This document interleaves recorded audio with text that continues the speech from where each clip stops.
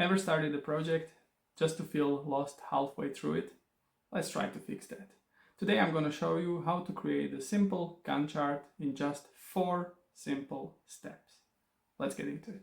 Hello everyone, what is up? Michal here. I'm an engineer and project manager, and I really like to take different concepts and create the simple sketches or drawings out of them. And that's what I'm going to do on this channel.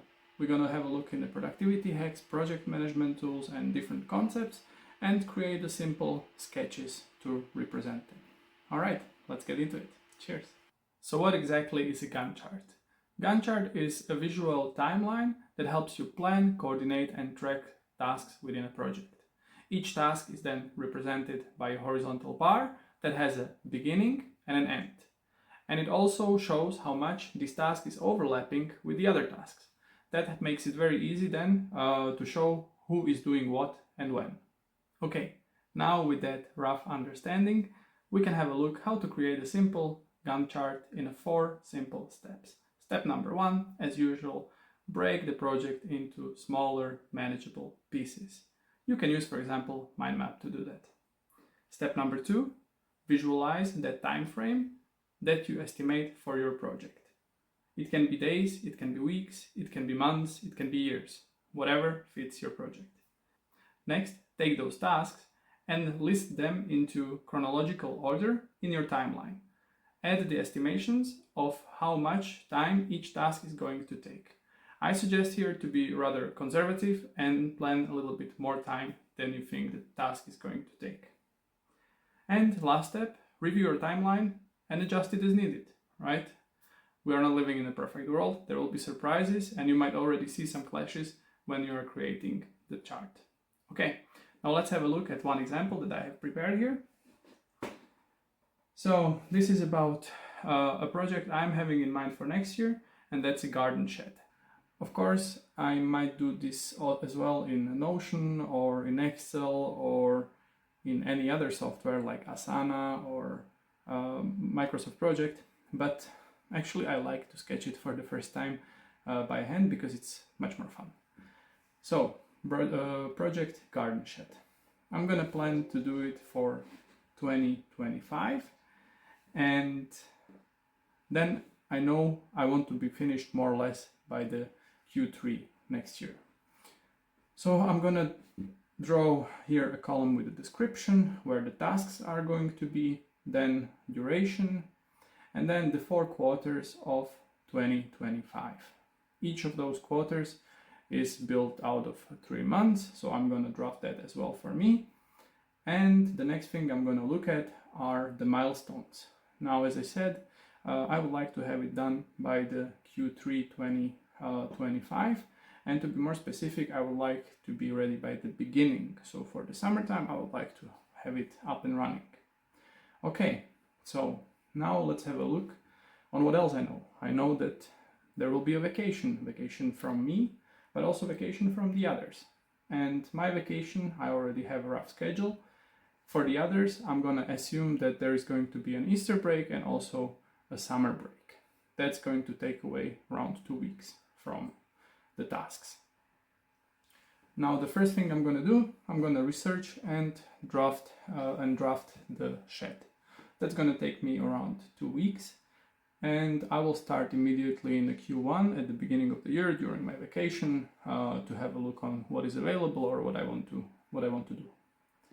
Next thing is that I'm going to design it in a bit more detail, which is going to last around 1 month. Maybe I will outsource it or do it myself, not sure yet, but that's the planning I'm going to go with. So this is coming after the research and the draft.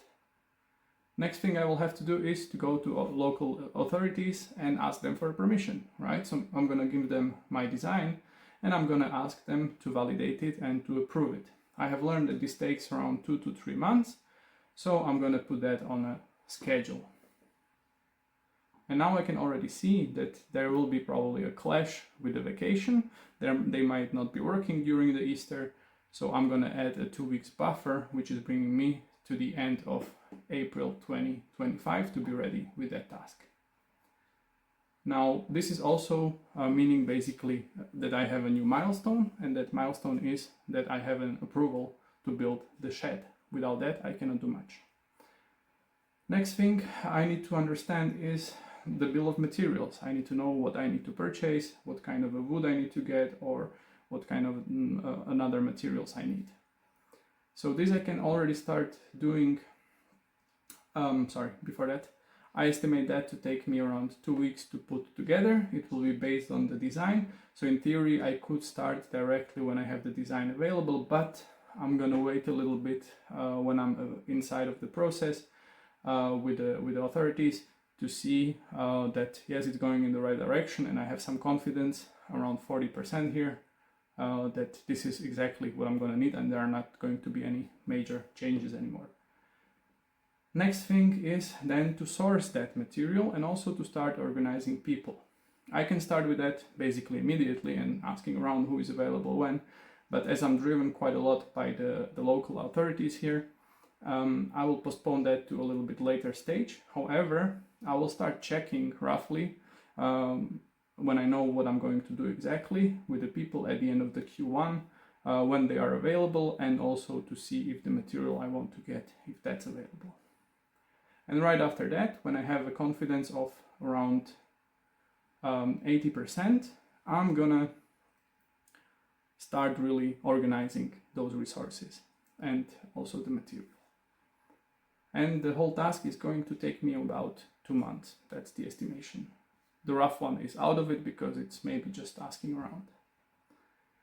Next thing I'm gonna do is to prepare my garden for it, right? That's a thing that I estimate for 1 month.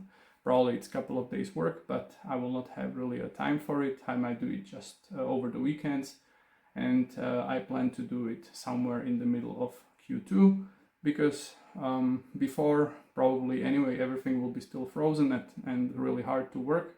I think I'm gonna start somewhere in the May. Not so important because I will not have most likely the material and the people available. And yeah, one thing I didn't mention before, I have already seen that actually at this stage where I'm sourcing the people and the material, I have crossed my target. So I'll get back to it a bit later. Okay, one of the last steps, I'm gonna have to get the thing built or build it myself, right? So that can start. That's going to take me around 1 month, and it can start only when I have the material and the people once again. So that brings me to the end of Q3 almost, when I should be ready with the shed. Which means that I have a delay, and the delay is almost 1.5 months, or roughly 1.5 months. Then the last thing what I need to do is to finish the project by finalizing the papers.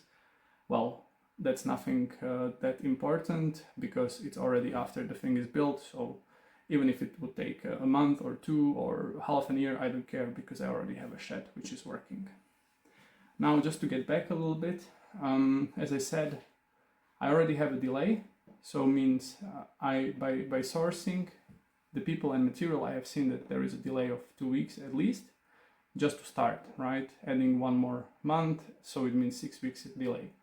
Now I can look into this and think about my wish, my deadline, and adjust that, or I can try to see if I can somewhere speed up, maybe start earlier with organizing the people, but this is one of my bottlenecks.